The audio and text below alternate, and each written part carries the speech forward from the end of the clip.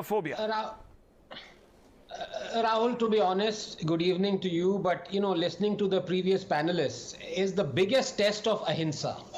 Even though I am present digitally, I still feel the requirement for a straight jacket. ये कैसी भाषा है? ये कैसा लॉजिक है? और look at the xenophobia on display. Bihari, UP वाले भैया, what is this? Honestly, yours is a family channel, but मैं भी दिल्ली से हूं, मैं भी बहुत सारे वर्ड्स यूज करता हूं, बट मैं इतना ही कहूंगा कि आप कश्मीरी कोई स्पेशल नहीं है. अपने आप को पता नहीं जो समझ रखा है. You are as special as the rest of us. You understand? और ये जो आप कहते रहते हैं ना, हिंदुस्तान किसी के बाप का थोड़ी ना है. ये कश्मीर भी किसी के बाप का नहीं है, और कश्मीर किसी के बाप के बच्चों का भी नहीं है. ना मैंने ये get this in your head. सुनिए मेरी बात. एंड नंबर 2, दूसरे पैनलिस्ट की बात, Kashmir belongs to all of us. And all of us can register to vote there. Like all of us can register to vote in any state. तो ये अपनी बकवास बंद रखिए. Rahul, as I've said before, unfortunately, Kashmir has been turned into a snakes and ladders game. The ladders are provided by Pakistan and the snakes by Indians.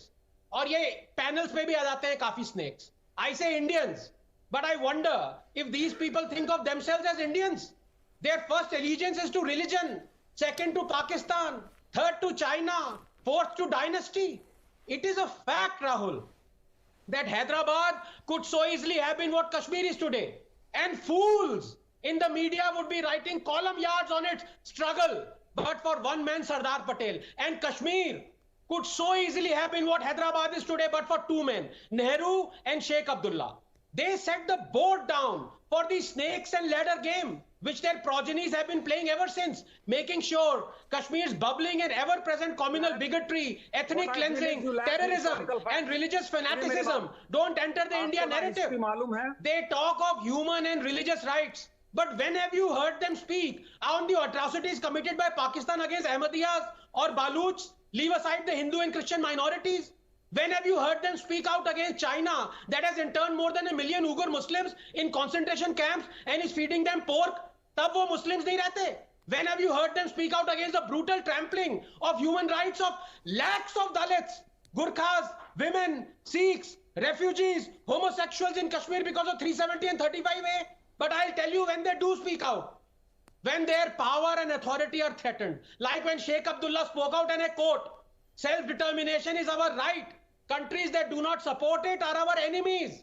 Or when Farooq Abdullah spoke out and I quote, they want to abolish 370 and we will remain silent. Inshallah, we will fight. We dare them. Allah would want that we gain independence from India. Quote unquote. And when it comes to one particular dynasty, you showed the clip of that, Miss Mehbooba Mufti.